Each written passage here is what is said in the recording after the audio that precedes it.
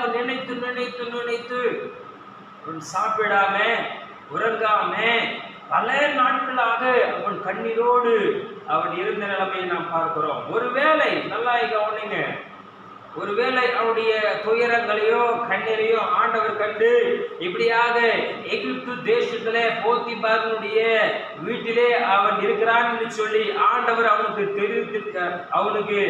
தெரிவித்திருந்தால், ஒருவேளை நல்லா கவனிங்க, அவன் உடனே யாக்கோபு என்ன சொல்லியிருப்பான்? எவ்வளவு கிரயங்கள் கொடுத்தாவது அல்லது போத்திபாரனுடைய காலில் விழுந்தாவது என்ன பண்ணிருப்பான்? தன்னுடைய மகனை எப்படியாவது மீட்டு கொண்டே தன்னுடைய குடும்பத்துல சேர்த்து கொண்டு அவன் மகிழ்ந்திருப்பான். அவன் குடும்பம் மாத்திரம்தான் மகிழ்ச்சியாக இருக்கும். ஆனால் பரலோகத்தினுடைய திட்டமோ பரமதேவனுடைய திட்டமோ அங்கே நிறைவேறாமலே போயிருக்கும். அல்லேலூயா.